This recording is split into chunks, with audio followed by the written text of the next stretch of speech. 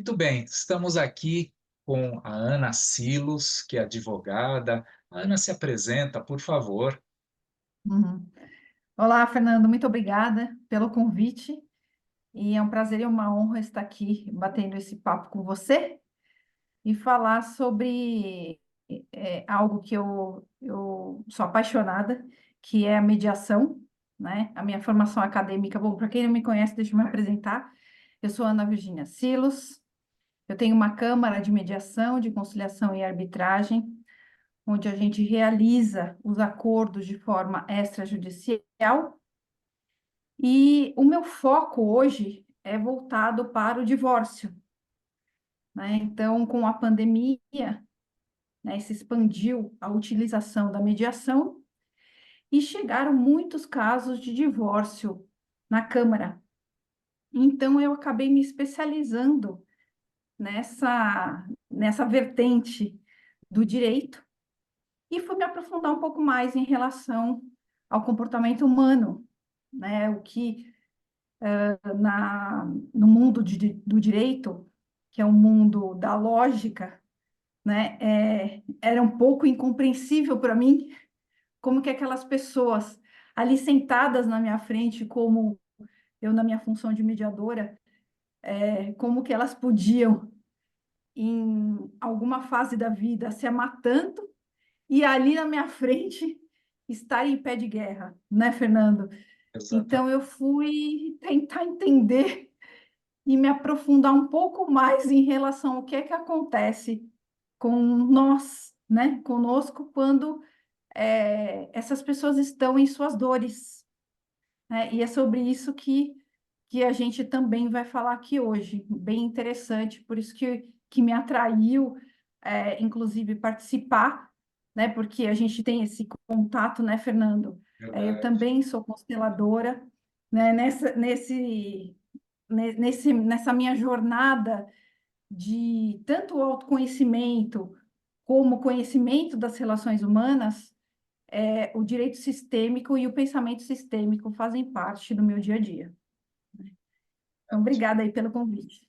Eu que agradeço, porque vem só abrilhantar aqui o nosso papo, não é? Preencher aqui com tanto conhecimento que você tem, certamente, de tantas coisas que você tem presenciado da relação entre casais, no momento realmente máximo de crise, né? Quando elas estão realmente se separando, estão ali querendo se divorciar. Então, emerge muito desses conteúdos que você falou, que é algo que eu também vejo através da constelação, quando a gente atende os casais, as famílias, que às vezes estão em crise, que trazem um aspecto ali a ser trabalhado, como também na terapia de casal, na terapia, psicoterapia familiar, que a gente também realiza os atendimentos. E essa troca com você é fantástica, porque isso ilustra realmente para o nosso público aí, não é? Toda uma questão de um processo, né? Que acaba culminando no divórcio e no tipo de resolução também que as pessoas acabam elegendo. Isso é algo que varia, né, de casal para casal, mas a gente tem visto muitas coisas semelhantes. E com a crise na pandemia, né, como aumentou essa demanda? Acho que emerge realmente algo aí que precisava ser trabalhado, precisava ser visto, não é isso, Ana? Então, a gente Isso. falando um pouquinho sobre o casamento, as uniões, né, afetivas, acreditamos, né, que essas uniões, essa busca, né, pelo outro, seja algo intrínseco mesmo ao ser humano, né? Nenhum homem é uma ilha, então a gente procura um outro alguém para que essa pessoa troque conosco, para que ela nos complete de alguma forma, para que com ela nós possamos construir alguma coisa juntos. Então, tem gente que elege o parceiro muito em função da atração física, né? Os pilares do relacionamento são o amor, o sexo e o eros, isso para todo casal. No início, a gente se encanta com um parceiro, é atraído por vários aspectos, né? Não apenas pelo eros, mas também por toda uma bagagem sistêmica que nós trazemos. Então, a escolha de parceiro já sofre esse viés também, o viés da força do nosso sistema, que tem a ver com a relação com os nossos antepassados. Não somente isso, é claro, tem uma parte que é exclusivamente nossa, e esse é o processo de crescimento, né, Ana? A gente se tornar indivíduo no mundo, separado do nosso sistema familiar enquanto identidade, mas trazendo, obviamente, aquilo que é bom, que é saudável do nosso sistema para as relações. Mas nem sempre é assim, né? O que que você tem visto na sua prática sobre os casamentos? Até antes de chegar mesmo, né, na, no divórcio, o processo, né, de viver essa união, de viver junto com uma outra pessoa. O que que você tem visto? Conta para nós. Sim, o que acontece, Fernando, é assim, tudo que você falou, né, do propósito da união, né, pela atração física, pelas semelhanças e tudo mais, só que transportando um pouquinho para a minha área, para a área jurídica, Isso. quando essas pessoas se unem, elas vão um pouco além, né? Então, o que que acontece? Existe, ou essa união, existe uma formalização por meio do casamento ou da união estável. Então, a gente passa, né, desse amor, né, dessa atração toda, para algo além, que vai além, né? Sim, Algo que tem consequências na vida dos dois e, às vezes, na vida das pessoas que estão ao seu redor. Então, pode ser por meio do casamento, união estável, enfim. Então, vai um pouco além nessa questão legal. E sim, aí, o que eu observo também, Fernando, que é muito interessante, é assim, ó, as pessoas, elas planejam essa união. Existe um cuidado muito grande, né, no casamento, né? Ah, então nós vamos casar no religioso, com efeito civil, existe uma antecipação desse evento, existe um planejamento desse evento. sim, Porém, o contrário não é verdadeiro. Então, quando as pessoas resolvem se separar pelo desgaste da relação, pelas brigas, enfim, né, por N motivos, isso é feito de uma hora para outra. Não é, existe um planejamento para que isso aconteça. Só que o que que acontece? Existem consequências. Por quê? Porque essa união partiu de um início contratual. E se esse casal, essa família, né, tem filhos e constituiu, por exemplo, bens na constância do casamento, em determinado tipo, depende do tipo de regime de bens escolhido, sim, isso também tem consequências. Então, o que a gente presencia é que existe uma falta de percepção e de cuidado na hora da situação inversa, porque não existe o planejamento. sim, Como que essas pessoas, então, vão fazer para desfazer, né, a partir de uma decisão de não mais viver juntos? exatamente. É, E aí é que a minha proposta é uma proposta diferente, porque se eu estou com a Imediate desde 2018, e sempre eu pergunto, você já participou de uma mediação numa câmara privada? Assim, praticamente 100% das pessoas falam não, Ana, nunca participei. Como funciona? Então, tanto é que a gente realiza a pré-mediação para justamente explicar como que funciona o procedimento e como que eu gosto de trabalhar. exato. E que exige um cuidado todo diferenciado também nessa fase, porque eles estão em suas dores, né? Sim, sim, é E a verdade. proposta, e a proposta, Fernando, aí é de realmente o convite ao diálogo. Só que quando eu falo convite ao diálogo também, eu tenho algumas devolutivas, né? É, Instantâneas. Nossa, mas eu vou ter que conversar, mas eu vou ter que ser amigo dele ou dela. Aí eu Não, não é o caso, né? A tentativa é de o diálogo no sentido de resolução. Sim, Nós vamos ter que conversar a respeito de algumas questões relacionadas à decisão que vocês tomaram. Então, ok, vocês querem se separar? Vocês são casados? Nós estamos falando de certidão de casamento? Sim. Vocês têm filhos menores? Então tá, já tem uma questão, divórcio. Vocês têm filhos menores? Sim. Tá, então nós estamos falando de guarda, visitas e alimentos. Nós já sim, estamos em 4 questões. Ah, vocês têm bens a partilhar termos? Então são 5 questões. Como que essas pessoas não vão conversar a respeito de 5 questões das coisas que são mais importantes e de pessoas verdade. que são mais importantes na vida delas? É. É como se elas delegassem, né, para você, para o mediador, até mesmo para o juiz, a solução que cabe a elas, né? Envolve todas essas questões que diz respeito à vida, que elas mesmas construíram, não é verdade? Então é muito Exatamente, delicado mesmo, porque o que você acaba pegando é aquele impacto emocional da separação, onde as dores estão exacerbadas, portanto, a raiva se manifesta, a raiva como sentimento secundário, né, que a gente sempre explica para as pessoas, e a dor é o sentimento primário. Então, como elas não conseguem trabalhar essa dor, acolher essa dor, elas acabam deslocando para as questões que precisam da maior serenidade possível para serem resolvidas. E até chegar nesse ponto, né, Ana?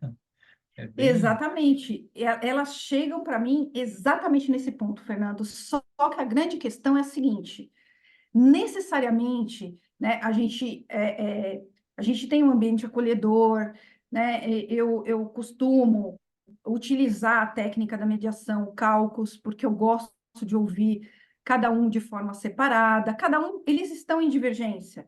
Então, quais são suas necessidades, os seus interesses, enfim, ter o acolhimento. Porém, a gente vai desaguar no mesmo lugar que a negociação.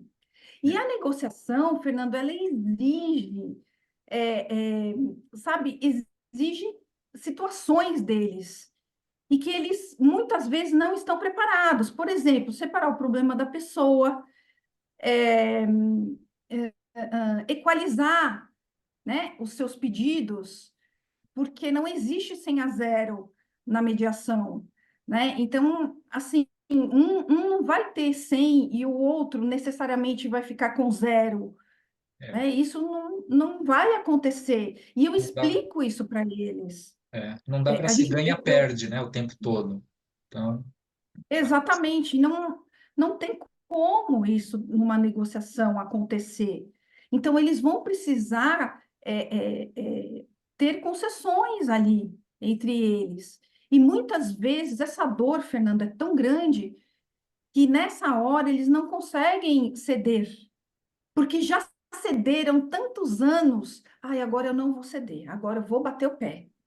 sim, Então, existe a necessidade de trabalhar um pouquinho mais às vezes, né? sim, Mas, ao mesmo tempo, eles estão com muita pressa de se livrar, entre aspas, do outro, porque na concepção deles, dos interessados, assinando o acordo, eles estão livres. Ai, agora eu me livrei. é, Só que não, porque se existe filhos envolvidos, existem as visitas, existem os alimentos, existem situações que eles vão ter que se falar. E como sim, que fica essa situação? O que a minha percepção, Fernando, é que o acordo, vamos dizer assim, ele completa o ciclo da parte burocrática sim, da sim, decisão, tá? Então, a gente encurta muito o tempo, porque é muito rápido, né? O desgaste emocional é muito menor, porque quanto mais rápido, menos eles sofrem, ok? Porém, o que que acontece? É como se você entregasse aquele documento para eles, e agora? O que que eu faço? né? Então, eles ficam meio, sabe, com um navio, um barquinho, sim, sem destino, é, meio perdidos. é. Em busca da E, chamada liberdade, né? Na verdade, eles precisariam estar encontrando isso dentro deles mesmos, né? Primeiro, esse lugar, né, de autopacificação, de acolher as dores, sim, que a relação me causou, considerar quais foram os ganhos desse relacionamento na minha vida, porque ninguém casa sozinho, né? Então, tem sempre a figura do outro e tem sempre 50% de ambos os lados, né, de responsabilidade, ainda que a responsabilidade tenha sido a responsabilidade maior, escolhida essa pessoa que tanto me fez mal, né, ao casar com ela, entendeu? Então, mesmo que fosse só isso, ainda assim, cada um tem a sua responsabilidade, né? E esse amor que sim, muitas vezes foi depositado, então, essa expectativa de retorno, que é um investimento que você faz na relação, e muitas vezes não se configura do jeito que eu queria, né? Tem muito a ver com uma imagem idealizada, quando a gente escolhe realmente alguém e projeta ali o tipo de vida ou o tipo de relação que eu espero ter com essa pessoa. Bem, expectativa todos nós temos, né? E eu acho que quando a gente chega lá no final, no divórcio, coroa a expectativa frustrada, né? E, ao mesmo tempo, nos testa o que, que nós podemos fazer com a frustração, como lidar com essa frustração sem comprometer o restante da vida, né? Porque tem pessoas que às vezes não param de brigar, entram com um processo um atrás do outro, não é verdade, Ana? E não querem largar, não querem ficar naquela postura, querem segurar o outro, né? Ou querem muitas vezes se vingar do outro por conta daquilo que esperavam e não tiveram, né? exatamente. E o que a gente presencia também é que tem os filhos, né, Fernando? Então, Tem os essas filhos, pessoas precisam estar bem, porque tem pessoinhas que dependem deles. claro, Então, assim, eu acabei, sabe, Fernando, desenvolvendo um trabalho o direito sistêmico, né, e o pensamento sistêmico fez tanto sentido, né, quando eu presenciei todos esses casos e me deu me deram tantas respostas que, que eu comecei a utilizar, né, nas mediações e elaborei um, um serviço diferente sim, pós-acordo. E está dando certo, porque acolher essas pessoas, né, nesses momentos de dor, sim, desde que, é claro, precisa fazer sentido para elas, né? Elas precisam querer, precisam assumir essa responsabilidade também. Mas assim, sabe, Fernando, já a participação deles na mediação é um ato de coragem, verdade, é um assumir a responsabilidade, porque sim, a mediação, ela, ela é um procedimento voluntário, né? Não é imposto. E, e as decisões, todas as decisões, são delas, são dos próprios participantes. sim, Então, o meu papel como mediadora, né, eu atuo de uma forma imparcial e ofereço condições para eles chegarem no consenso. sim, sim, E isso, a probabilidade do cumprimento do acordo, né, ela aumenta muito. sim, Então, ok, né? Até porque também, sabe, Fernando, nas minhas falas, eu sou muito clara e muito transparente em relação a isso. Olha, a gente não adianta a gente fazer um acordo que vocês não consigam cumprir. sim, claro, Então, é sempre é uma construção. O acordo, né, ele é uma construção de todos. A gente tem o mesmo objetivo. Vocês estão em divergência, mas o objetivo é justamente o contrário, Sim. né? É o consenso. E de que forma que a gente vai fazer isso? Aí eu pego na mão de cada um e a gente vai conduzindo item por item. Ótimo. E Ah, isso tem dado certo para o acordo. Maravilha, porque eles também já vêm predispostos a isso, né? A sim. resolver. Ok, maravilha. Agora, esse trabalho, Fernando, do pós-acordo, na minha concepção, é o que oferece para eles mesmos a verdadeira pacificação interna. Porque Isso. tudo não deixa de ser aqui dentro. Sabe aquele incômodo, aquela situação ruim, Hum. aquelas noites de sono que não dormem. Tem um rapaz que eu atendo que ele dava pânico nele toda vez que a, a ex-esposa dele enviava um WhatsApp.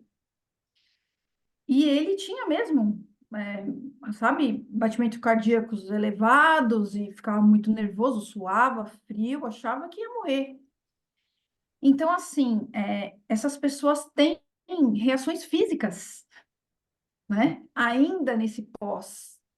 Sim, sim. Então, Mesmo porque, Ana, elas estão trilhando um caminho novo, né? Trilharam um caminho dentro de uma relação que teve altos e baixos, mas quando se configura, se consagra ali verdadeiramente o divórcio, elas têm que aprender a caminhar agora separadas, porém continuar dialogando em favor, né, dos filhos, conseguindo alcançar objetivos como família, ainda que uma família separada, não é verdade? Então, o sim, vínculo familiar permanece a despeito do vínculo conjugal. Então, é isso que as pessoas precisam entender, do que muitas vezes tentar atingir o outro, se vingar do outro, utilizando os filhos, utilizando a pensão, né? As próprias visitas, até brigando também, né, para ter ali a guarda do filho, sabendo que claramente o filho muitas vezes fica bem, fica muito melhor com a mãe que já cuida dele do que esse pai que simplesmente está pleiteando isso, porém sem condição igual à da mãe, né, para que essa criança fique bem. Então são algumas das atitudes que se tomam quando essa coisa da pacificação, né, não está plena dentro do coração deles, quando ainda está em movimento, né, muito a dor. E aí, semelhante ao seu trabalho, mas com um foco mais na dor, é que entra o meu da psicoterapia de casal, quando eles ainda não chegaram na decisão de se separar, né, estão pensando, as possibilidades estão ali colocadas. E a gente cria um ambiente para que eles falem mais da dor, né, da dor de cada um, da dificuldade de comunicar isso ao outro, da dificuldade de conseguir estabelecer ali um respeito, uma consideração, né? E muitas vezes aí sim, se eles optarem pelo divórcio, eles vão hiper preparados para mediação, né? Entendeu? Ou às vezes nem isso, já passa no cartório, né? Já é passa no verdade, cartório e já, já entendeu? resolve. Já está É verdade. tudo combinado, lógico, através dos seus advogados, né? Que mostram, que aconselham, que o verdadeiro advogado pacificador é aquele que assessora juridicamente o cliente, mas que não estimula a briga, entendeu? Que protege, que cuida do seu cliente, para que ele tome a melhor decisão para ele, cliente, né? E não para Sim. ele, advogado. É, Então, eu vejo que, por exemplo, a sua postura diante disso é completamente diferente, né? Por ser muito mais humanista, por optar pela via do diálogo, pela via pacificadora, por conhecer constelação sistêmica, conhecer essa realidade sistêmica que envolve os relacionamentos, e por isso também as soluções vêm mais fácil, né, Ana? Sim, sem dúvida. Sem dúvida, e a minha atuação também, né, Fernando? Porque o meu papel imparcial depende muito do meu autoconhecimento, Sim, né? De não se enroscar com uma parte ou com outra, com um interessado ou com outro, de saber qual é o meu papel internamente, né? Tudo isso é interno, né? sim, Para se colocar de uma forma a realmente ajudar, né? Ajudar essas pessoas a encontrar uma solução, né? exatamente. Dentro dos meus limites. Exato, Então, claro, dentro dos meus limites. E isso sabe, Fernando, essa consciência sistêmica me conscientizou de qual é o meu papel, de qual é o meu lugar dentro da mediação, sabe? Aí as pessoas falam para mim assim também, às vezes, ai, Ana, mas puxa, trabalhar com questões familiares, que difícil, nossa, eles brigam demais. Então, mas quando a gente tem essa consciência sistêmica de, né, deixar com eles o que é deles, eu fico comigo o que é meu, né? Eles isso, têm, cada um é responsável pelas suas decisões, pelos seus destinos, isso fica muito claro. Então, eu me perfeito, sinto muito à vontade em fazer o que eu faço. E eles sentem isso, sabe, Fernando? Toda a preparação, né, antes da mediação também, né? Eu acho que tudo isso faz diferença, faz muita diferença no atendimento e na minha qualidade, tanto como profissional quanto pessoa, né? Porque quanto exatamente, mais eu consigo, dentro das minhas habilidades, né, de comunicação, de estudo, enfim, de técnicas, eu consigo passar para eles, eles conseguem sim entrar no acordo. E eu fico muito feliz. Internamente, eu estou explodindo de alegria aqui, né? sim, sim, Então, sim. assim, é muito satisfatório para mim. Isso. O grande objetivo é esse mesmo, que eles possam ficar bem É, e que o acordo é esse instrumento que possibilita, não é, eles seguirem a vida, lógico, agora de uma outra forma, mas conseguindo se entender, conseguindo resolver questões fundamentais, né, que ainda diz respeito à família, né, como um todo. Então, exatamente. eu acho que essa consciência que você fala, sistêmica, vai esvaziando cada vez mais esse lugar da contenda, da disputa, da briga, né? E vai Isso. dando um aconchego, um amparo. Então, a gente dá lugar a tudo, né, Ana? A gente dá o lugar Isso. à personalidade de cada um, né? Aos próprios antepassados e ancestrais que estão, né, ali de Sim, alguma forma presentes no fazem campo parte. dessas pessoas, fazem parte, né? É, A gente compreende que muitas vezes o nervosismo deles, a dificuldade deles e a gente tem que deixar com eles até que eles consigam evoluir, aprender com isso, como com a própria experiência do casamento e com a experiência do descasamento, né? São duas exatamente. experiências e aí, então, passa-se a observar como que esse indivíduo vai seguir a sua vida, né, com todo esse aprendizado que ele teve. Às vezes são realmente experiências transformadoras. Então, você pode dizer também sobre isso, né? Pessoas que você atendeu e depois, em algum momento, você encontra, né? Ou você tem alguma notícia e vê como elas estão caminhando, né? Sim, Dá para enxergar sim, essa superação. E isso sim, porque no seu trabalho, no meu trabalho, a gente foca nessa consciência mais plena, né? Sair, ajudar a pessoa a sair desse lugar da dor, onde ela fica imobilizada, ela fica presa e fica em sofrimento, né?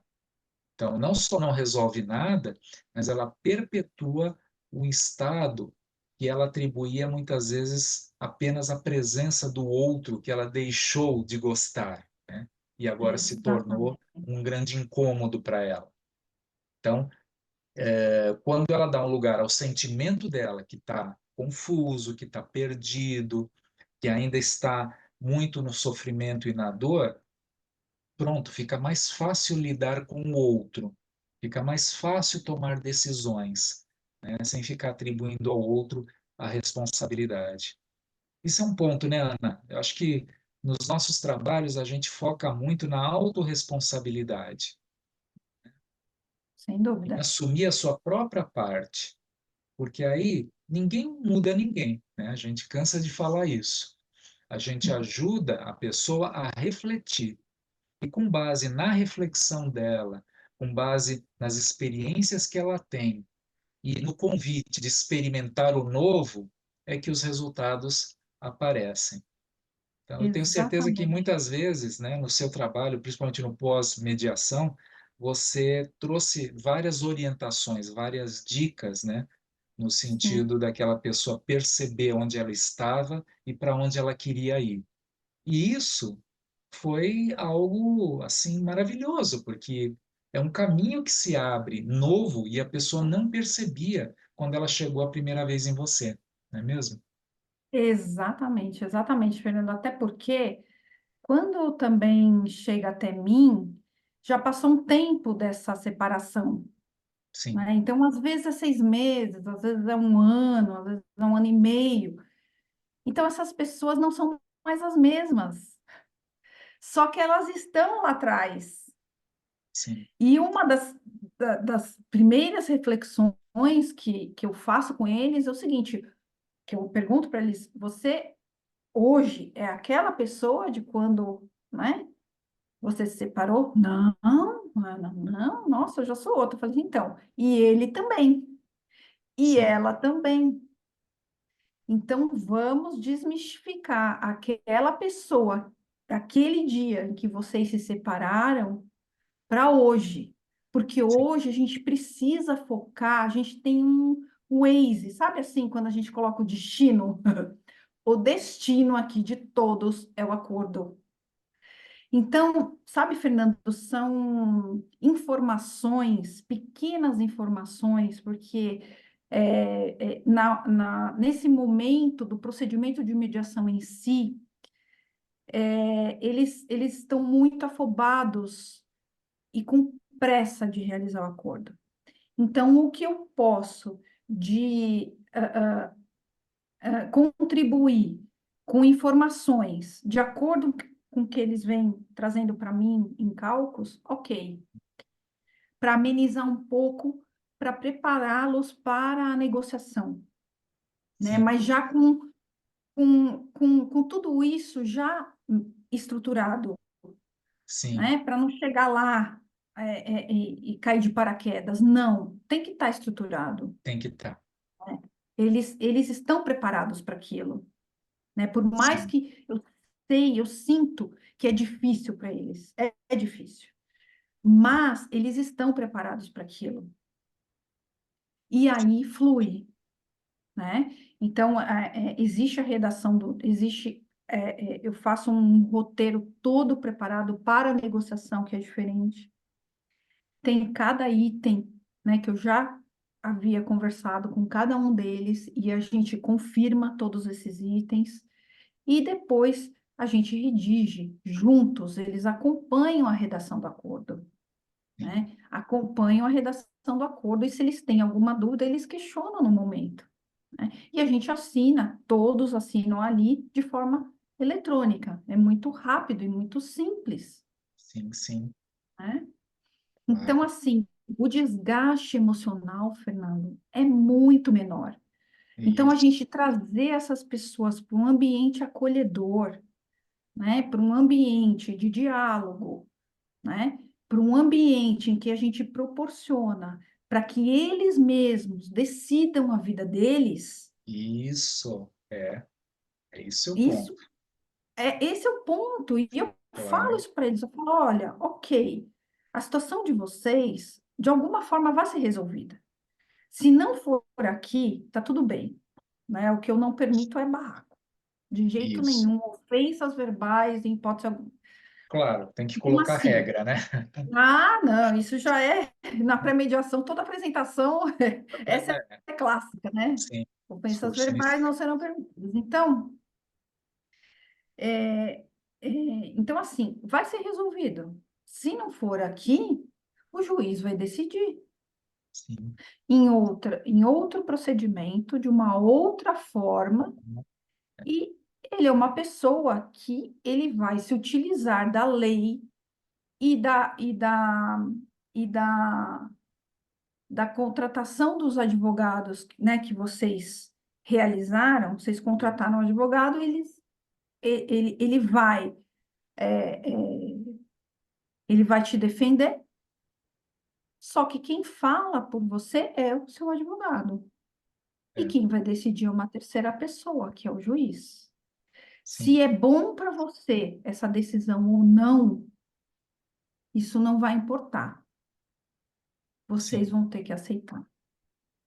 Então, exatamente. tudo isso, Fernando, eu acredito que, assim, eu gosto de dizer, porque essa também é uma decisão deles. E tá tudo bem. É, E tá tudo bem, né? sim, Se claro, eles não quiserem, não, olha, eu não estou preparada, para mim, eu prefiro que o juiz decida. Ok. sim, E essa também, Fernando, é uma consciência elevada também do próprio mediador, de aceitar também, claro, né? claro. Exato, de A, ficar bem a, confortável com aquilo, porque não lhe diz respeito à decisão que eles vão tomar, né? O seu papel é esclarecer, mostrar prós e contras, quais são as consequências deles não conseguirem chegar ali na mediação a um acordo. Porque às vezes é isso, se eu não consigo decidir por mim, eu vou delegar a outro que decida. Só que as consequências disso são mais temerárias, né? Porque todo o teu discurso, eu entendo, eu ouço assim, poxa, que legal, né? É um empoderamento, na verdade, né, das partes, para que elas possam explorar o máximo possível as informações e tomar ali uma boa decisão, entrar num bom acordo, não é verdade? sim, Do que deixar, do que depender da lei, do que depender do advogado, né? Eu estou, na verdade, assinando um atestado de incompetência nesse momento para entrar num acordo, para direcionar a minha vida. E aí pode ser uma roleta russa, né? Posso estar, né, me exa- arriscando a ter ali uma resolução que no final não agrade, né? exatamente.